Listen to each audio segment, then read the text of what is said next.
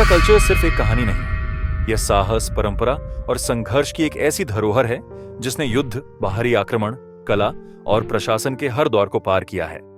इस पूरी यात्रा में चिब, मनहास, जमवाल, कतौच, रथौर, संब्याल, पथानिया, सियाल, चाराक और ठकुर जैसे कई वीर राजपूत वंशों ने अपनी भूमि, पहचान और संस्कृति की रक्षा में महत्वपूर्ण भूमिका निभाई।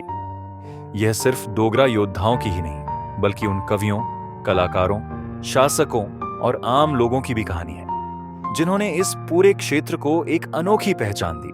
हर किला, हर लोकगीत और हर मंदिर या तीर्थ स्थल अपने अंदर एक अनसुनी गाथा समेटे हुए है। अब हम इस सफर की शुरुआत करते हैं जो हमें एंशंट एरा से लेकर पोस्ट इंडिपेंडेंस तक डोगरा कल्चर की पूरी कहानी सुनाएगा। Part 1, the ancient era. Dogra culture की जड़ें लिखित इतिहास से भी पुरानी है। यह वो दौर था जब लोग चिनाब, रवि और तावी नदियों के किनारे बसते थे और उनकी जिंदगी प्रकृति से जुड़ी थी। इस समय के डोगरा लोगों में नाग देवता, कुल देवतास और स्थानीय देवताओं की पूजा करने की परंपरा थी। माना जाता था कि ये रक्षक देवता उनके घरों, खेतों और परिवारों की रक्षा करते थे। आज भी सुद महादेव, वासुकीनग टेम्पल और कृशान गाती टेम्पल उस समय के धार्मिक आस्था की निशानियां हैं। अखनूर, उधमपुर और रजौरी में हुए आर्कियोलॉजिकल एक्सकेवेशंस इस बात की गवाही देते हैं कि यहाँ के लोग एग्रीकल्चर, ट्रेड और क्राफ्ट्समैनशिप में काफी उन्नत थे। यही वो समय था जब डोगरी लैंग्वेज धीरे धीरे संस्कृत और प्राकृत से प्रभावित होकर अपनी पहचान बना रही थी। लोकगीतों और कथाओं के जरिए भाषा का विस्तार हुआ, लेकिन यह शांति ज्यादा समय तक नहीं बढ़ी रही। बाहरी आक्रमणकारियों का समय नजदीक आ रहा था और डोगरा भूमि को सर्वाइवल और फोर्टिफिकेशन की दिशा में आगे बढ़ना पड़ा। नेक्स्ट, हम मिडीवल ईरा में प्रवेश करेंगे, जहां डोगरा वॉरियर्स ने अपनी भूमि को बचाने के लिए बड़े संघर्ष किए। Part 2, the medieval era. यह वह समय था जब डोगरा भूमि पर गजनाविद्स, खिलजिस, तुगलाक्स और मुगल्स की नजरें टिकी हुई थीं। लेकिन इस भूमि को चिब, मनहास और जमवाल जैसे राजपूत योद्धाओं ने बचाने के लिए अपना सब कुछ दांव पर लगा दिया। इस दौर में कई महत्वपूर्ण युद्ध हुए और कई वीर योद्धाओं ने अपनी बहादुरी से डोगरा इतिहास में अमर हो गए।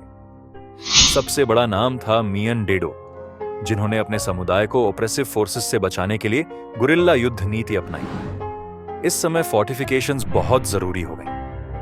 यही वजह थी कि कई मजबूत किलों का निर्माण किया गया। बाहू फोर्ट जम्मू की सुरक्षा की नींव, भादरवाह फोर्ट पहाड़ी इलाकों में रणनीतिक किला, सांबा फोर्ट आक्रमणकारियों से रक्षा का मुख्य किला।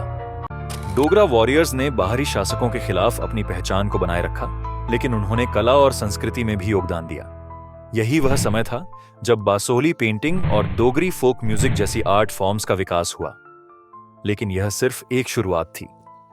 अगला दौर था डोगरा एम्पायर के राइज का, एक युग जब डोगरा वॉरियर्स सिर्फ अपने राज्य को नहीं बल्कि एक इंटायर किंगडम को स्थापित करेंगे।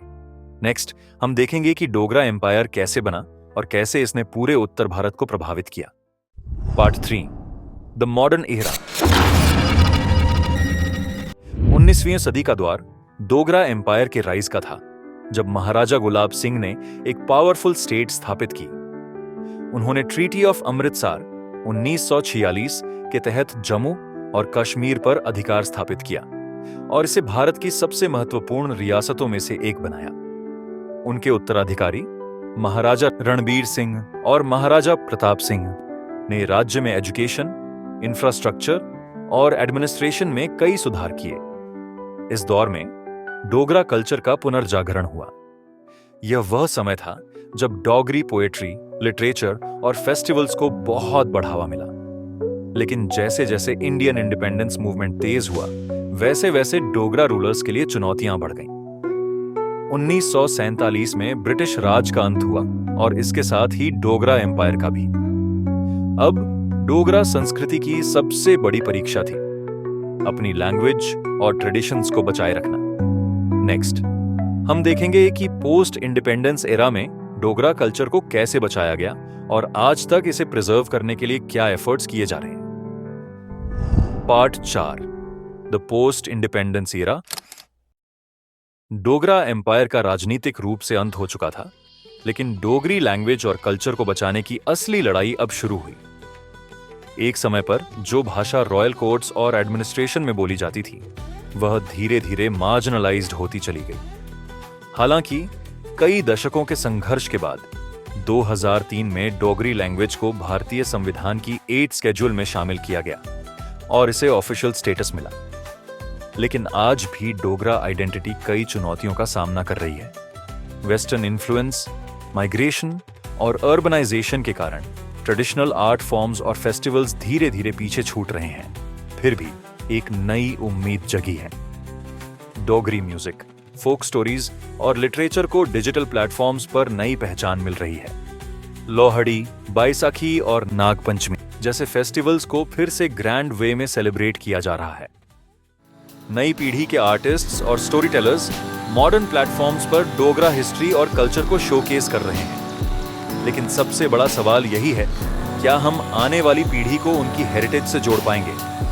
डोगरा कल्चर सिर्फ पास्ट की बात नहीं है, ये हमारी आइडेंटिटी है, और जब तक एक भी इंसान इसे चेरिश करता रहेगा, ये हमेशा जिंदा रहेगा।